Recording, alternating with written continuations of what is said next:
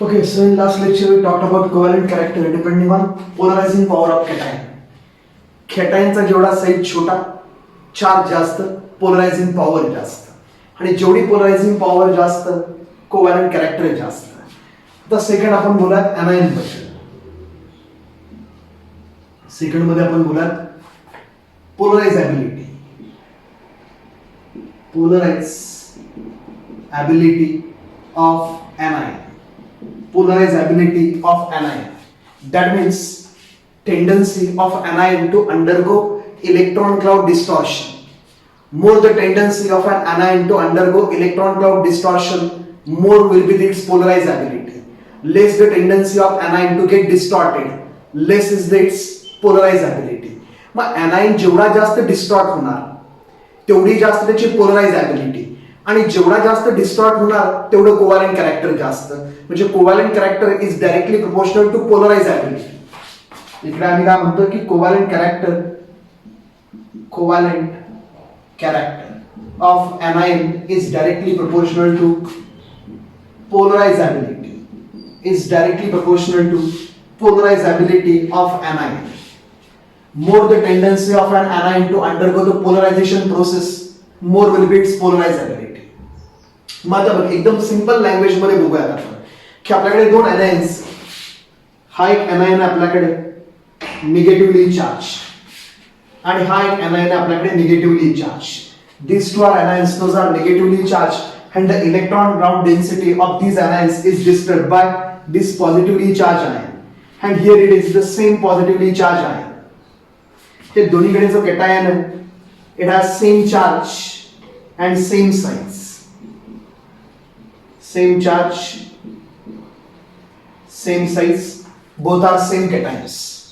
Now, in case of bigger anion, the valence electrons are far away from the nucleus. Those electrons are less tightly held by the nucleus of this bigger anion. Whereas in case of smaller anion, the valence electrons are closer to the nucleus, and those are more tightly held by the nucleus. Now this cation will attract valence electrons with more power, and these electrons gets more easily distorted than the electrons in a smaller ion. आलं लक्षात तुला काय की हा बिगर anion आहे, हा smaller anion आहे. बिगर anion मध्ये जे valence electrons आहेत, those are away from the nucleus, so attraction between nucleus and those valence electron is less. And now these less tightly held electrons are easily distorted by positively charged cation. That means here more polarization will take place. इकडे काय होणार आहे, इकडे एकदम खतरनाक polarisation होणार आहे. खाते याचे व्हॅलन्स इलेक्ट्रॉन याच्या न्यूक्लियस पासून लांब आहे, कमी अट्रॅक्टेड आहे, तर हा पॉझिटिव्हली चार्जड इलेक्ट्रॉनला जास्त अट्रॅक्ट करणार. It gets more easily distorted. Whereas in case of smaller anion, valence electrons are close to the nucleus and attraction between them is stronger. So these strongly held electrons of anion are not distorted with the same power as in a second case. इकडे जे आपल्याकडे केस आहे त्याच्या एवढेच ते distort होणार नाही, इथे पण डिस्टॉर्शन होणार आहे. हा पॉझिटिव्हली चार्ज आयन याचे व्हॅलन्स इलेक्ट्रॉन अट्रॅक्ट करणार, पण जास्त अट्रॅक्ट नाही करू शकत का, त्याचे व्हॅलन्स इलेक्ट्रॉन याच्या न्यूक्लियस पासून काय जवळ, तर इथे डिस्टॉर्शन होणार आहे कमी, इकडे कमी डिस्टॉर्शन होणार, लेस डिस्टॉर्शन. इकडे जे डिस्टॉर्शन झालंय इट इज मोर डिस्टॉर्शन. तर एनायनचा साईज जेवढा मोठा, म्हणजे आमच्याकडे कुणाची केस आहे आपण म्हणा, हा घेऊयात Na प्लस Cl मायनस, आणि इकडे काय घेऊयात आपण Na plus Br minus. Chlorine, bromine, iodine size goes on increasing. So as the size of anion goes on increasing, the valence electron moves away from the nucleus of that anion, and the attraction between them is less. These less tightly held electrons are easily distorted by the positively charged ion. So as the size of anion goes on increasing, its tendency to undergo polarization increases. That means as the size of anion increases, its polarizability increases. And due to increase in polarization increases, covalent character increases. म्हणून आपल्याला काय कळलं इकडे की पोलरायझॅबिलिटी polarizability is directly proportional to size of anion. Polarizability is directly proportional to size of anion. H opposite. Polarizability is directly proportional to size of anion. As the size of anion goes on increasing, its tendency to undergo polarization also increases. एकदम simple फंडा आहे, फक्त काय केटाइनच्या opposite आहे, same केटाइनच्या opposite आहे. म्हणजे आपला ज्या कोव्हॅलेंट कॅरेक्टर अरेंज करा म्हणते, कोव्हॅलेंट कॅरेक्टर अरेंज करा म्हणजे आम्हाला कुणामध्ये, याच्यामध्ये आपलं आताच एक्झाम्पल घेऊयात. NaF,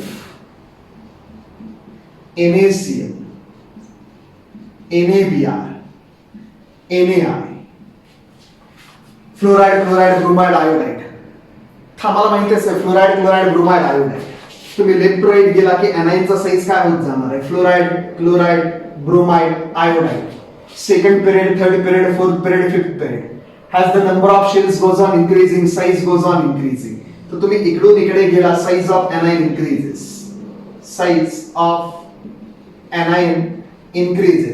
As the size of anion increases, polarizability increases.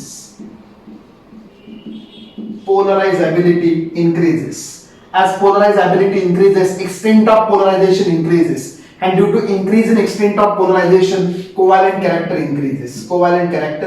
increases. तर तुम्ही इकडून इकडे गेला, covalent character goes on increasing, ionic character goes on decreasing. ionic character काय होणार आहे, डिक्रीज होणार. सपोज तुम्हाला एखाद्याने आयनिक कॅरेक्टर विचार, आयनिक कॅरेक्टर कुणामध्ये विचारलं, आयनिक कॅरेक्टर आम्हाला विचारलं सपोज अशा टाइपच्या कंपाऊंड्स मध्ये Na2O, Na2S, Na2S, sodium, Na2O, Na2S, Na2S, sodium oxide, sodium sulphide, sodium selenide. Form होतोय का नाही तो नंतरचा प्रश्न आहे, पण यांच्यामध्ये विचारलं आपल्याला सपोज की आयनिक कॅरेक्टर काय, तर आता सगळीकडे कॅटायन सेम आहे, तर कॅटायन कडे बघायचं नाही. एनायन डिफरंट आहे आणि एनायन कोण आहे, ऑक्साइड आयन आहे O-2, सल्फाइड आयन आहे S-2, सेलेनाइड आयन आहे Ac-2. आणि आता हे जे आहेत oxygen, sulphur, selenium, top to bottom यांचा साईज काय होत जाणार आहे, इन्क्रीज. तर हे इन्क्रीज इन साईज मध्ये अरेंज केले, increase in size of anion. As the size of anion increases, polarizability increases. Polarizability increases. Covalent character increases. Covalent character CC. Covalent character increases. तर इकडून इकडे गेला तर कोव्हॅलेंट कॅरेक्टर इन्क्रीज होतो. Covalent character जर increase झाला तर आयनिक कॅरेक्टर काय होणार आहे, डिक्रीज. आयनिक कॅरेक्टर डिक्रीजेस. तुम्ही लेफ्ट टू राईट चाललाय तर आयनिक कॅरेक्टर डिक्रीज होत जाणार आहे. इथे आयनिक कॅरेक्टर विचारलंय, कोव्हॅलेंट नाही. तर नीट लेक्चर द्यायचं, लेक्चर नीट बघायचं, रिपीट करायचं. फॉर्म्युला नाही, फॉर्म्युला असणार कसं, फॉर्म्युलावरती बेस तेच सॉल्व्ह केलं की आपल्याला वाटतं आपल्याला यायला लागेल. इथं तसं नसतं, इथं लॉजिकली बेस्ड असतं. इथे फॉर्म्युला काय, फॉर्म्युला हा, पण क्वेश्चन चेंज होतात. आयनिक कॅरेक्टर, कोव्हॅलेंट कॅरेक्टर, तुला विचारणार arrange following in solubility of water. तो वॉटर मध्ये सोल्युबिलिटी विचारली तर म्हणणार ionic is more soluble in water than covalent. ह्यांची सोल्युबिलिटी तुला विचारतील, arrange this in according to solubility in water. तो वॉटर मध्ये सोल्युबिलिटी वेगळी, more ionic dissolves more in polar solvent. तर वेगवेगळ्या टाइपचे क्वेश्चन असतात. ठीक आहे, चलो एवढं तर कळलं आम्हाला आतापर्यंत की covalent character is directly proportional to polarizability and polarizability depends on size of anion. आता दुसरा फंडा, as the charge of anion goes on increasing, जेवढा जास्त निगेटिव्ह चार्ज बनत जाणार तेवढा त्याचा साइज काय होत जाणार, increase. as the charge on anion goes on increasing, its size also increases. And more negatively charged anion is easily distorted. More negatively charge A9 is easily distorted. म्हणजे जेवढा A9 वरती चार्ज जास्त तेवढा तो easily distort होणार, म्हणजे polarise ability जास्त. जेवढा एनाइन वरती चार्ज जास्त तेवढा साईज मोठा, आणि साईज वाढला की काय वाढते त्याची पोलराइज ॲबिलिटी. म्हणजे आम्हाला अजून एक कळलं की polarizability is directly proportional to charge on anion. Charge on anion. तर एनाइनचा जेवढा चार्ज जास्त तेवढी त्याची पोलराइज ॲबिलिटी जास्त, तेवढा तो जास्त होऊ शकतो पोलराइज. तेवढा जास्त काय होणार आहे, तो पोलराइज होणार आहे.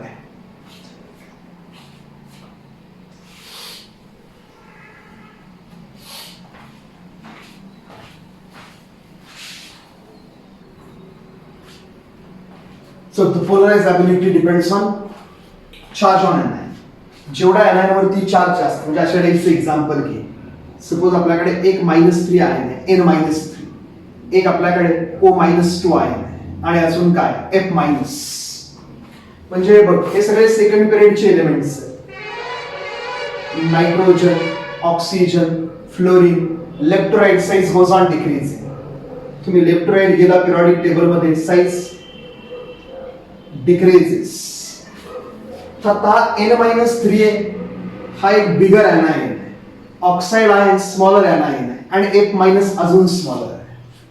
आणि जेवढा चार्ज इन्क्रीज होत जाणार एनाइन वरती तेवढा त्याचा साइज इन्क्रीज होत जाणार, because less proton attracts more electron. Effective nuclear charge decreases, size increases, and with increase in size as the charge on anion increases its size increases. With increasing size its polarized ability increases, and hence covalent character increases. म्हणजे आपला जर एखाद्याने अशा type मध्ये दिला आपल्याला की हे विचारलं की आमच्याकडे अशा टाइपचे कंपाऊंड्स आहेत, aluminium nitride, aluminium oxide Al2O3 आणि aluminium chloride AlF3. Arrange this in covalent character.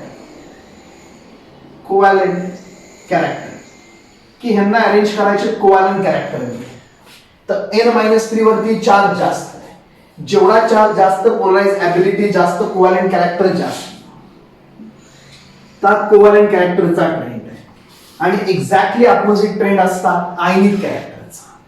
Exactly ionic opposite काय ट्रेंड लिहिला असता आपण, आयनिक कॅरेक्टरचा. की सगळ्यात कमी आयनिक ॲल्युमिनियम नायट्राइड, त्यापेक्षा जास्त आयनिक ॲल्युमिनियम ऑक्साइड, आणि सगळ्यात जास्त आयनिक ॲल्युमिनियम क्लोराइड. त्याच्याकडे लक्ष द्यायचं.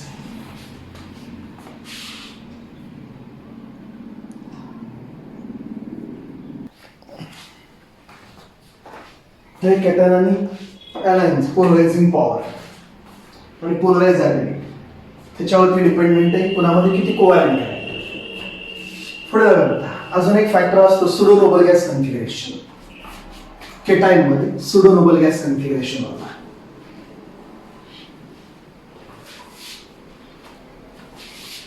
Polarization caused by cation which has pseudo noble gas configuration is more than polarization caused by S block elements. S block मधले जे cations आहेत आपले त्याच्यापेक्षा D block मधले जे pseudo noble gas configuration वाले असतात, pseudo noble gas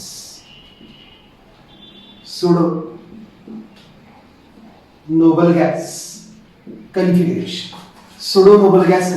म्हणजे अशा types S2P6D10 pseudo noble gas configuration. S2P6D10. See, S2P6 जर कन्फिगरेशन असेल, neon, argon, krypton, xenon, radon ह्या सगळ्यांचे इलेक्ट्रॉनिक कन्फिगरेशन कुठल्या टाइपचे, NS2NP6, 2s2 2p6, 3s2 3p6, 4s2 4p6 त्या टाइप मध्ये. निऑन म्हणलं आपण balance electronic configuration 2s2 2p6. Argon म्हणलं की balance electronic configuration 3s2 3p6. All those are having complete octet. It is called as a noble gas configuration. Those are having complete octet is a noble gas configuration. म्हणजे याचं बघ सोडियमचं Na+ ion जर आपल्याकडे Na चे electronic configuration आपल्याकडे काय असतं, Na atomic number 11 2,8,1. Na ने 1 इलेक्ट्रॉन देऊन टाकला आणि Na+ फॉर्म केला by loss of 1 electron. Na+ form झाला तर इलेक्ट्रॉनिक कन्फिगरेशन काय असते 2,8. It is a noble gas configuration. ह्याला काय म्हणायचं, noble gas configuration. Noble gas configuration. Suppose आपल्याकडे कॉपरचा ऍटॉमिक नंबर 29, इलेक्ट्रॉनिक कन्फिगरेशन कॉपरचं इकडे लिहूयात आपण मुद्दाम 1s2 2s2 2p6 3s2 3p6 4s1 3d10 exceptional electronic configuration atomic number 29 2 plus 2 4 4 plus 6 10 10 plus 2 12 12 plus 6 18 18 plus 10 28 28 plus 1 29. आता याचं जे इलेक्ट्रॉनिक कन्फिगरेशन आहे सुडो नोबल गॅस कन्फिगरेशन होणार आहे. बघा इथपर्यंत जे कन्फिगरेशन आहे 1s2 2s2 2p6 3s2 3p6 म्हणजे ॲडव्हान्स इलेक्ट्रॉनिक कन्फिगरेशन काय असंच ठेवतो मुद्दाम. आता सपोज कॉपरने एक इलेक्ट्रॉन देऊन टाकला आपल्याकडे आणि Cu+ फॉर्म झाला. Cu+ bye loss of 1 electron. तर Cu+ चे इलेक्ट्रॉनिक कन्फिगरेशन काय आहे 1s2 2s2 2p6 हे इनर इलेक्ट्रॉनिक कन्फिगरेशन. पुढे काय आहे बघा 3s2 3p6 3s2 3p6 3d10 हे जे इलेक्ट्रॉनिक कन्फिगरेशन दिसतात हे कुणाचे pseudo noble gas. Pseudo noble gas हे नोबल गॅस कन्फिगरेशन आम्हाला काय म्हणतो. नोबल गॅस कन्फिगरेशन म्हणजे कसलं configuration complete octet in its outermost shell. Outermost shell मध्ये जर ऑक्टेट कंप्लीट असेल आता हे आउटर मोस्ट शेल आहे त्याच्यामध्ये ऑक्टेट कंप्लीट आहे 2s2 2p6 इकडे इलेक्ट्रॉनिक कन्फिगरेशन काय होतं 1s2 2s2 2p6 3s1 1s2 2s2 2p6 complete octet म्हणजे न्यूऑन सारखं इलेक्ट्रॉनिक कन्फिगरेशन झालं. आता 2,8 1s2 2s2 2p6 2s2 2p6 it is a noble gas configuration. म्हणजे जेवढ्या तुझ्या व्हॅलेन्स शेल मध्ये तुझ्याकडे फक्त s आणि p फिल असेल s आणि p कम्प्लिटली फिल्ड असेल s2p6 is a noble gas configuration. अजून पुढची d शेल पण कम्प्लिटली फिल्ड आहे म्हणजे तुमच्याकडे व्हॅलेन्स शेल ज्या आहेत फुल्ली फिल्ड आहे आणि व्हॅलेन्स शेल फुल्ली फिल्ड असतील सगळ्यात it is called as pseudo noble gas. का तर नोबल गॅस मध्ये व्हॅलेन्स शेल फुल असतात कुठल्या s आणि p. मग आता d पण फुल आहे त्याला आपण तो सुडो नोबल गॅस कन्फिगरेशन. मग suppose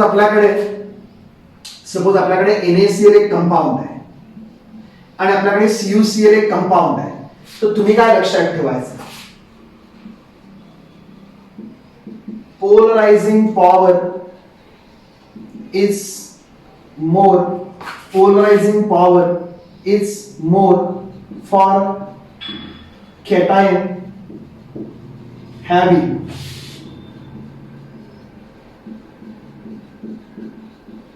pseudo noble gas configuration.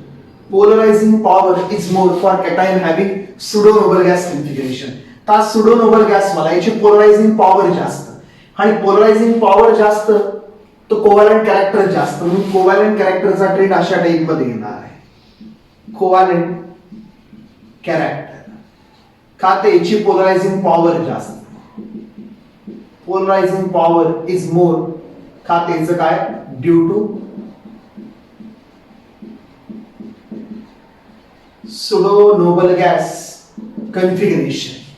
पोलरायझिंग power जास्त का त्याचं इलेक्ट्रॉनिक कन्फिगरेशन आहे सुडो नोबल गॅस सारखं. मग मला ह्या दोघांमध्ये एवढा काय फरक आहे Na+ आणि Cu+ मध्ये. आता हे बघ याच्यामध्ये न्यूक्लिअर चार्ज आहे 11 प्रोटॉनचा. याच्यामध्ये न्यूक्लिअर चार्ज आहे 11 प्रोटॉनचा. याच्यामध्ये न्यूक्लिअर चार्ज आहे 29 प्रोटॉनचा. याच्यामध्ये न्यूक्लिअर चार्ज जर 29 प्रोटॉनचा असेल आणि आउटर मोस्ट इलेक्ट्रॉन कसले बघ d इलेक्ट्रॉन. ऍटॉमिक स्ट्रक्चर मध्ये आपण बघितलंय shielding effect of d electrons. Shielding effect of d electrons is poor compared to shielding effect of s and p electrons.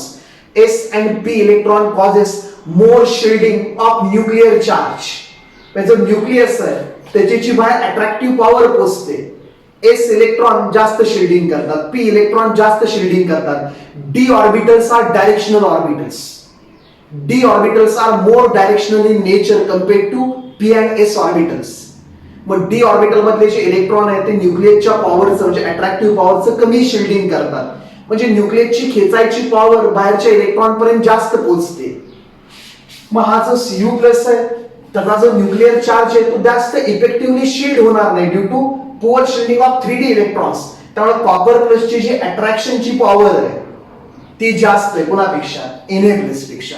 आणि म्हणून इथे आम्ही म्हणलं की सुडो नोबल गॅस कन्फिगरेशन वाले जे आहेत कॅटायन्स ते जास्त डिस्टॉर्शन करतात एनायन्स.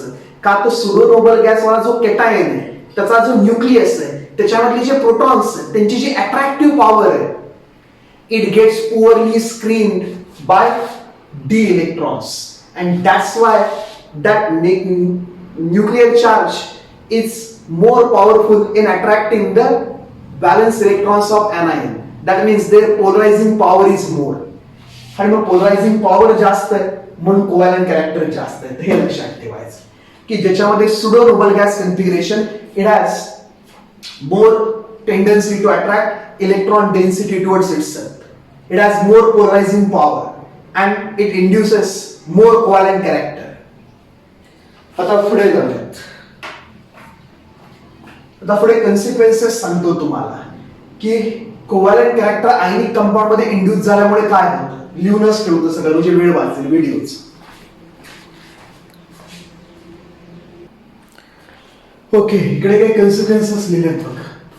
when covalent character is induced in an ionic compound, see generally the ionic compounds त्यांचा हार्डनेस जास्त असतो, मेल्टिंग पॉइंट जास्त असतो, त्यांची लॅटिस एनर्जी जास्त असते. लॅटिस एनर्जी म्हणजे आता थोडंसं वेगळ्या सेन्स मध्ये घेऊया की वन मोल आपल्याकडे लॅटिस आहे, क्रिस्टलाइन लॅटिस म्हणजे crystalline solid. One mole crystalline solid break करायला जेवढी एनर्जी लागते, one mole crystalline solid break करायला जेवढी एनर्जी लागते त्याला आपण म्हणतो लॅटिस एनर्जी. तर आयनिक कंपाऊंड आहे त्यांची लॅटिस एनर्जी जास्त असते, मेल्टिंग पॉइंट जास्त असतो का तर अट्रॅक्शन जास्त असतं त्याच्यामुळे. मेल्टिंग पॉइंट जास्त, लॅटिस एनर्जी जास्त. Ionic compounds are more soluble in polar solvents like water. त्याच्यानंतर जे आयनिक कंपाऊंड्स आहेत ते जनरली कलरलेस कंपाऊंड्स असतात, जास्त कलर नसतो त्यांना. ह्या आयनिक कंपाऊंडच्या प्रॉपर्टीज आहेत. आयनिक कंपाऊंड्स आहेत आर बेसिक इन नेचर. जेवढं जास्त आयनिक कॅरेक्टर तेवढा जास्त तो बेसिक इन नेचर. ह्या अशा टाइपमध्ये असतं आयनिक कंपाऊंडचं. आणि कोव्हॅलंट कॅरेक्टर आहे तर कोव्हॅलंट कंपाऊंडचं काय असतं, कोव्हॅलंट कंपाऊंडचा मेल्टिंग पॉइंट कमी असतो, कोव्हॅलंट कंपाऊंड्स काही कलर्ड असतात, कोव्हॅलंट कंपाऊंड आहे त्यांचा हार्डनेस कमी असतो, काही काही एक्सेप्शनल केसेस पण असतात त्या वेगळ्या. परत कोव्हॅलंट कंपाऊंड्स आहेत तुझे ते ऍसिडिक नेचरचे असतात. मग ज्यास आयनिक कंपाऊंड मध्ये कोव्हॅलंट कॅरेक्टर येईल, आयनिक कंपाऊंड मध्ये कोव्हॅलंट कॅरेक्टर आलं म्हणजे आयनिक कंपाऊंड आता कोव्हॅलंट कंपाऊंडच्या काही प्रॉपर्टीज शो करेल. मग कुठल्या आहेत त्या इकडे लिस्ट केल्यात बघ की when covalent character is induced in an ionic compound, when covalent character is induced in an ionic compound when polarization takes place. तिथं ते म्हणलंय की properties of ionic compound affected by polarization. When polarization takes place, the first thing is covalent character increases, and due to increase in covalent character now ionic compound exhibit properties of covalent compound. कुठल्या? Lattice energy decreases, melting point decreases, solubility in polar solvent like water, solubility in polar solvent like water decreases, whereas solubility in non-polar solvent increases like dissolved light. Ionic compounds are more soluble in polar solvent, non-ionic compounds are more soluble in non-polar solvent. क्या covalent compounds are more soluble in less polar or non-polar solvents. इथं ते लिहिलंय. Electrical conductivity decreases, hardness decreases, intensity of colour increases. जेवढं जास्त covalent character तेवढे कलरची intensity increase होत जाते. ऍसिडिक कॅरेक्टर इन्क्रीजेस म्हणजे जे ऑक्साइड्स आहेत त्यांच्यामध्ये ऍसिडिक कॅरेक्टर इन्क्रीज होत जाते. जेवढं कोव्हॅलंट कॅरेक्टर इन्क्रीज होणार acidic character goes on increasing because acidic character और acidic nature is a property of covalent compound. Ionic basic nature is a property of ionic compound. तर एवढ्या सगळ्या properties affect होतात due to covalent character in ionic compound. आणि तिकडे काही examples list केले, एकदम सिंपल एक्झाम्पल्स आहेत, इझी एक्झाम्पल्स आहेत, एवढे काही अवघड नाही. पहिलं काय म्हणलंय बघ, Ag2S is less soluble in water than Ag2O. Water मधली सोल्युबिलिटी आहे. Water is a polar solvent. Water मध्ये जास्त कोण डिझॉल्व्ह होणार, जे जास्त आयनिक आहे ते. आणि आता कंपॅरिझन कोणाचं चालू आहे, Ag2S आता कंपॅरिझन चालू आहे Ag2S आणि Ag2O's. आधी या दोघांमध्ये आपण काय लावूयात, कोव्हॅलंट कॅरेक्टर. आधी या दोघांमध्ये आपण लावूयात कोव्हॅलंट कॅरेक्टर. आता दोन्हीकडे कॅटायन सेमच आहे, Ag+Ag+. दोन्हीकडे कॅटायन सेम आहे बघा. इकडे पण कॅटायन आहे Ag+ आणि तिकडे पण कॅटायन आहे Ag+. आता oxygen sulphur, oxide ion, sulphur ion सगळे 16 ग्रुप एलिमेंटचे. ऑक्सिजन आहे त्याचा साईज छोटा असेल O-2. सल्फाइड आयन आहे, ऑक्सिजन पेक्षा बिगर असेल, S-2. Top to bottom size increases. Ag plus तर दोन्हीकडे सेमच, कॅटायन दोन्हीकडे सेम. आता काय एक्झॅक्टली सेम येणार नाही तसे, पण कॅटायन दोन्हीकडे सेम. मग आपल्याला माहिती आहे बाळ, जेवढा एनायन छोटा, पोलराइज ॲबिलिटी कमी. जेवढी पोलराइज ॲबिलिटी कमी तेवढं कमी डिस्टॉर्शन, तेवढं कमी कोव्हॅलंट कॅरेक्टर. जेवढा anion bigger it gets more distorted. जेवढा anion bigger it gets more distorted. आणि जेवढं डिस्टॉर्शन जास्त तेवढं जास्त कोव्हॅलंट कॅरेक्टर. तर आता कोव्हॅलंट कॅरेक्टर Ag2S मध्ये जास्त आहे. मग आयनिक कॅरेक्टर काय असेल? आयनिक कॅरेक्टर Ag2S कमी असेल कुणापेक्षा? Ag2O पेक्षा. आणि solubility in water. Solubility in water is directly proportional to ionic character. जेवढं जास्त आयनिक कॅरेक्टर तेवढी वॉटर मध्ये सोल्युबिलिटी जास्त. Ag2S is less soluble in water than Ag2. दिसतच आहे मला, आयनिक कॅरेक्टर ज्याचं जास्त तो जास्त सोल्युबल.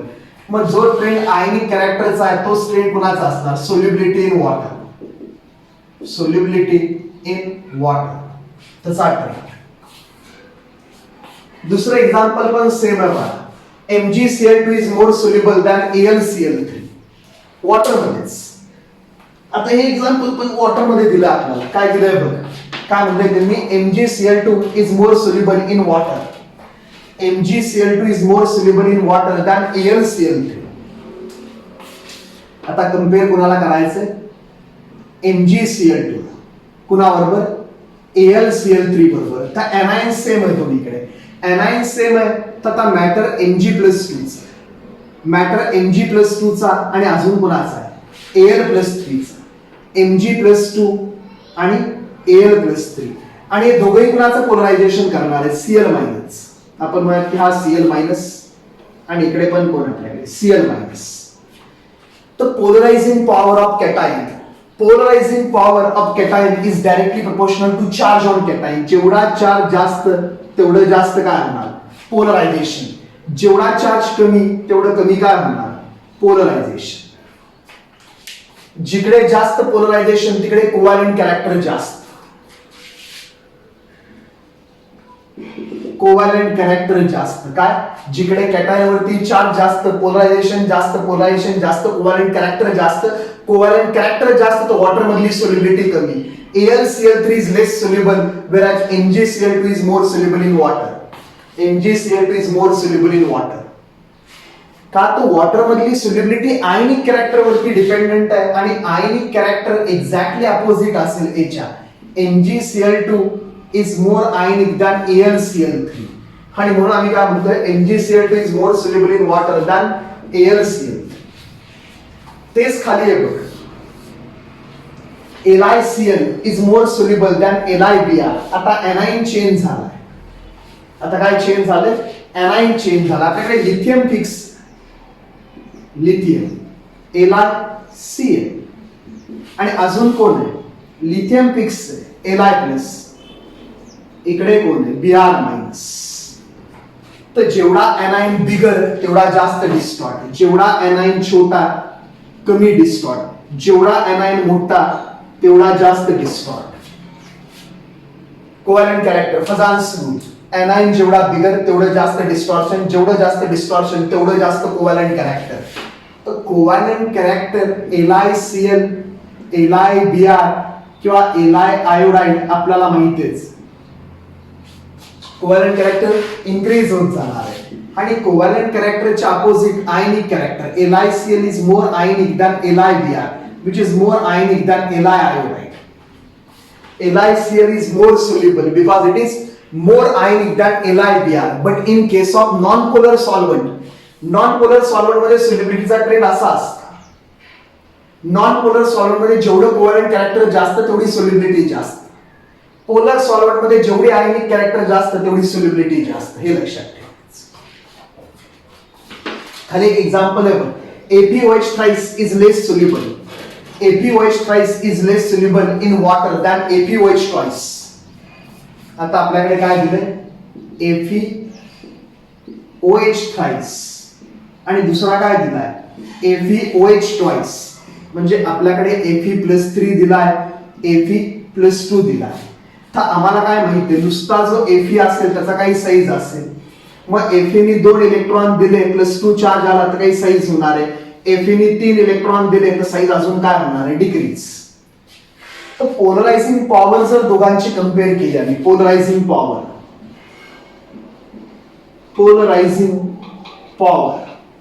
तर आम्हाला कळतं पोलरायझिंग पॉवर जास्त कोणाची असेल, Fe+3 ची पोलरायझिंग पॉवर कोणापेक्षा जास्त असेल, Fe+2 पेक्षा. आणि जेवढी जास्त पोलरायझिंग पॉवर तेवढं जास्त कोव्हॅलेंट कॅरेक्टर. म्हणजे इथे जर आम्हाला विचारलं कोव्हॅलेंट कॅरेक्टर तर आम्ही म्हणणार FeOH मध्ये जास्त कोव्हॅलेंट कॅरेक्टर. मग FeOH मध्ये जर जास्त कोव्हॅलेंट कॅरेक्टर असेल तर त्याची सोल्युबिलिटी वॉटर मध्ये कमी असेल. तर तोच पॉइंट इकडे आहे, FeOH इज लेस सोल्युबल. का? त्याच्यामध्ये कोव्हॅलेंट कॅरेक्टर जास्त. सोल्युबिलिटी इन वॉटर ह्याच्या अपोजिट ट्रेंड फॉलो करणार आहे. FeOH is less soluble than FeOH. आता बघ, वॉटर मध्ये जेवढा जास्त सोल्युबल तेवढा जास्त तो वॉटर मध्ये तुटणार, OH- आयन्स प्रोड्यूस करणार. म्हणून बाळा आम्ही म्हणतो बेसिक कॅरेक्टर जे तुझं आहे it is proportional to ionic character किंवा आयनिक नेचर. आणि जे acidic character it is proportional to covalent nature. Acidic character जे तुझ्याकडे आहे, acidic character is directly proportional to covalent nature. मग आता बघ, आम्हाला जर विचारलं की या दोघांमध्ये जास्त कोण बेसिक, FeOH बेसिक का FeOH बेसिक, तर याच्यावरून आम्ही काय सांगतो, बेसिसिटी मध्ये आम्ही सांगतो FeOH is less basic than FeOH. का? तर आयनिक कॅरेक्टर Fe+2 मध्ये जास्त आहे कोणापेक्षा, Fe+3 मध्ये. Fe+3 मध्ये पोलरायझिंग पॉवर जास्त पोलरायझेशन करतो, जास्त कोव्हॅलेंट कॅरेक्टर इंड्यूस होतं. कोव्हॅलेंट कॅरेक्टर इन्क्रीज झालं की आयनिक कमी होतं, आयनिक कमी झालं की बेसिक नेचर कमी होतं. सगळं लक्षात ठेवायचं, नीट ऐकायचं, नीट सिक्वेन्स लावायची, कन्फ्युज नाही व्हायचं. तुमच्याकडे निम्म public confusion, what is polarization, what is polarizability, what is polarizing power, what is covalent character, what is ionic character, how ionic character is directly proportional to basic nature, how covalent character is directly proportional to acidic nature. तुम्हाला काहीच कळत नाही का? तुम्ही confuse, तुम्हाला नकोच. Step by step लक्षात ठेवायचं असतं, सगळं सिक्वेन्स लक्षात ठेवायचं असतं. सगळे एकमेकांना लिंक असते, हे सगळं लॉजिक आहे, फॉर्म्युले नाही देत.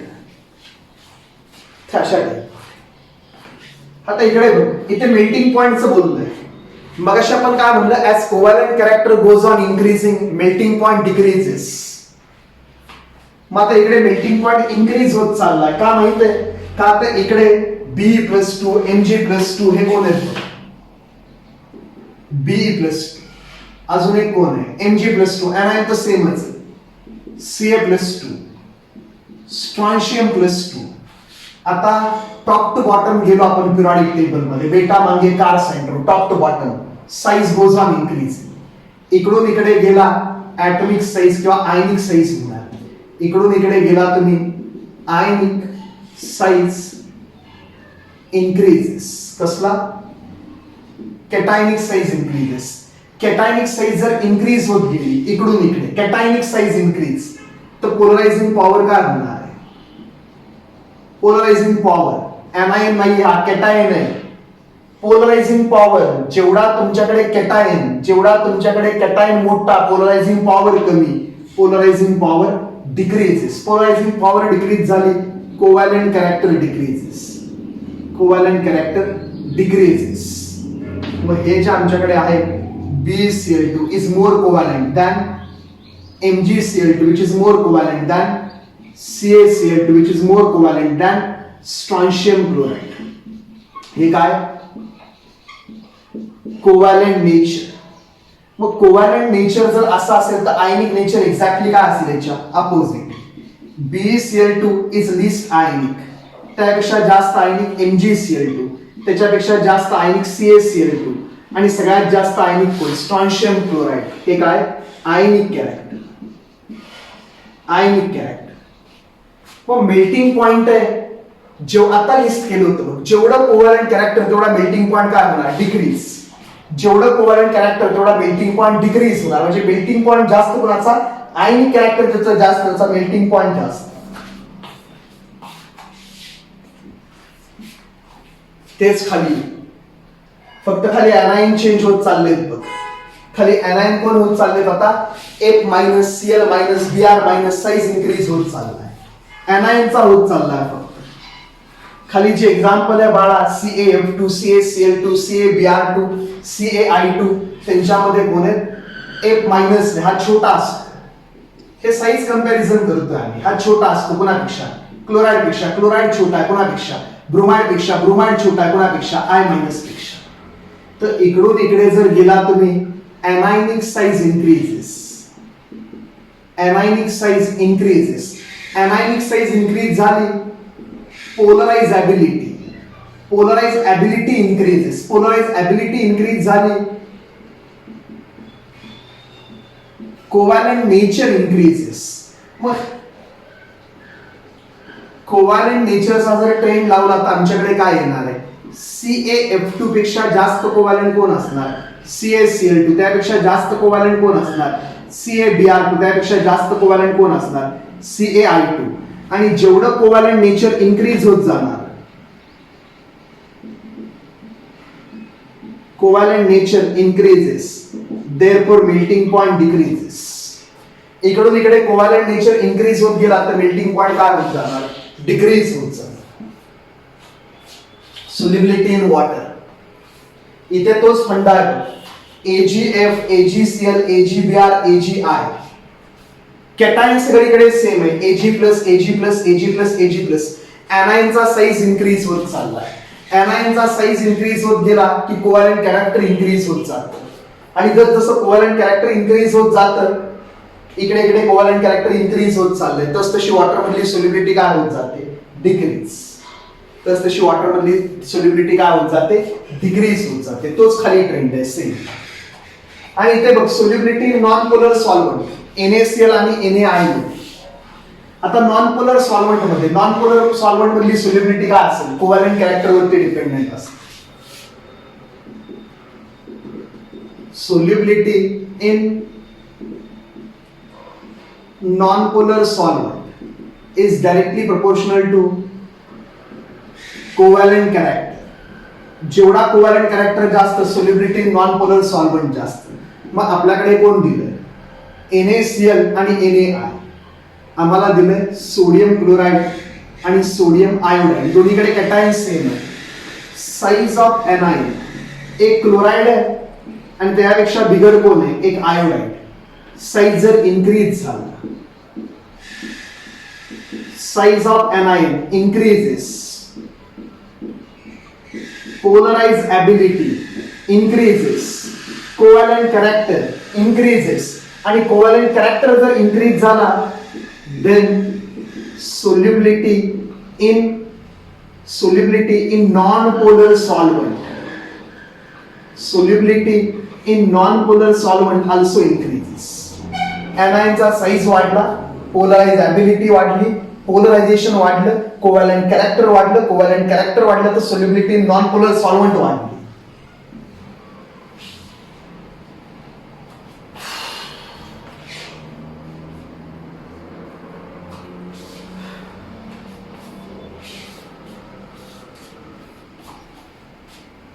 ते काही लिमिटेड कन्सिक्वेन्सेस आहेत कोव्हॅलेंट कॅरेक्टरचे, असे भरपूर असतात. आपल्याला परीक्षेत काही छोट्या मोठ्या गोष्टी येतात, आता मी तुम्हाला घेतलेल्या, त्या लक्षात ठेवायच्या. नीट मध्ये, JEE मेन मध्ये एवढं काही कॉम्प्लिकेटेड येत नाही. याच्यावर थोडंफार येतं, मग ते आपण MCQच्या वेळेस बघू काय काय येतं ते. आता पुढे आपण याच्या अपोजिट बघूया नेक्स्ट लेक्चर मध्ये, एक्झॅक्टली याच्या अपोजिट. आता काय बघत होतो आपण की कंपाऊंड आयनिक आहे पण आतमध्ये कोव्हॅलेंट नेचर आहे. हे कंपाऊंड आयनिक होते बाळा, CaF2 CaCl2 आयनिक कंपाऊंड्स होते, पण त्यांच्यामध्ये काय झालं, आयनचा साईज मध्ये डिफरन्स असल्यामुळे इलेक्ट्रॉन क्लाउड आहे तो डिस्टर्ब झाला, शेअर झाला दोन न्यूक्लियाच्या मध्ये. आणि त्याच्यामुळे आम्ही म्हणलं की आयनिक कंपाऊंड मध्ये कोव्हॅलेंट कॅरेक्टर आलं. आता आपण काय बघणार आहे, कोव्हॅलेंट कंपाऊंड मध्ये आयनिक कॅरेक्टर. कंपाऊंड कोव्हॅलेंट पण त्याच्या आतमध्ये चार्ज सेपरेशन होणार आणि चार्जेस जर डेव्हलप झाले प्लस मायनस तर आपण म्हणणार आयनिक आहे. ते बघणार नेक्स्ट लेक्चर मध्ये. Ionic nature in covalent compound. आता बघत होतो covalent nature in ionic compound, आता ionic nature in covalent compound next lecture मध्ये. ते महत्वाचं आहे, ते प्रचंड महत्वाचं.